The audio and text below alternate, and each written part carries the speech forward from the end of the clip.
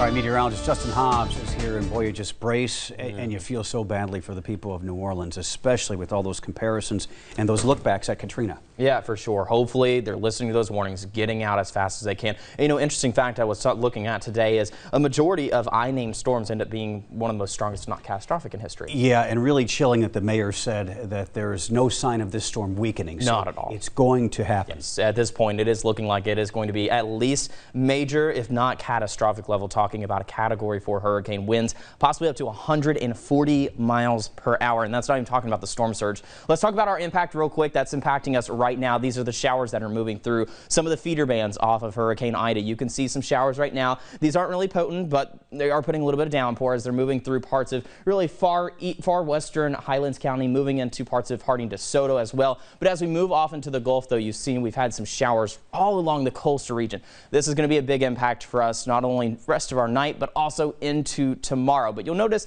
this band has been weakening, so that's some good news. We'll continue to keep an eye out on that as we go throughout the night. Otherwise, though, not only watching for those shower impacts, but also we do have a few of those statements and advisories to look out for. If you're going to the beach, watch out. We do have a rip current statement that is going to be in effect until Monday, 8 o'clock in the morning. So be careful out there. Not only that, looking further out in the waters, we do have a small craft advisory in place till 2 o'clock. Wouldn't be shocked if that is actually extended, but going to be rough waters out further into the Gulf, especially the further you get out there. But we'll continue to keep an eye out on it. Here's the latest look at Hurricane Ida as it continues to track through the Gulf. Right now, those winds pushing 105 miles per hour. Once they get to 111, that puts it at a Category 3 storm. Now, one thing we're watching, actually two things we're watching with Hurricane Ida right now is not only these hot towers we're seeing around the center of the storm, that's signifying that rapid intensification. Also, what we're watching for is, you notice the eye of the storm, that track right there that comes from the National Hurricane Center, that's the forecast track. The eye's been settling and wobbling onto really the east side of that forecast.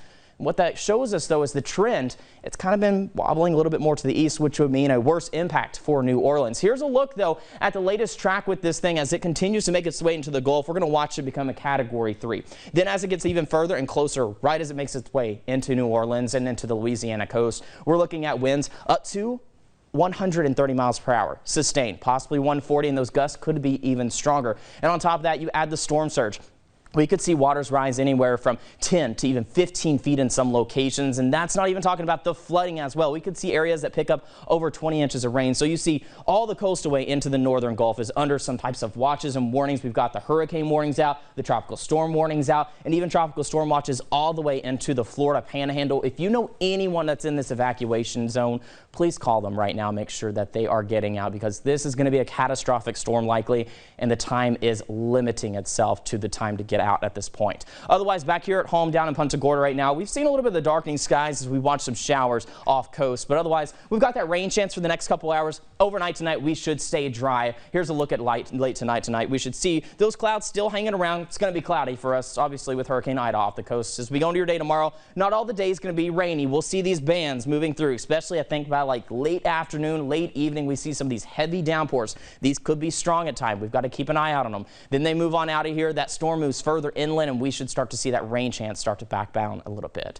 Here's what your day looks like tomorrow. 90 degrees by the time we head into the afternoon, continuing to feel quite muggy out there. Feel like temperatures could be quite warm as well into those triple digits. Rain chances staying right around 50-60%. Use some caution if you're going to be out on the waters, because we're looking at not only the rip time but also small craft advisories. And on top of that, the waters are just going to be a little bit more rough. Now, not only watching Ida, also watching Tropical Depression 10 could become our next named storm. And on top of that, we're also watching Invest 97L, 80% chance of development. Then just off the coast of Africa, we've got another disturbance we're watching for, 60% chance of development. We are keeping our eye on it. We are in the highlight of hurricane season. We're approaching the peak. Next couple days, though, have the umbrella handy, especially for the weekend. By next week, though, we'll watch these rain chances go back to our typical afternoon cycle. Craig? All right, word of the wise for sure. Thanks, Justin. Now to the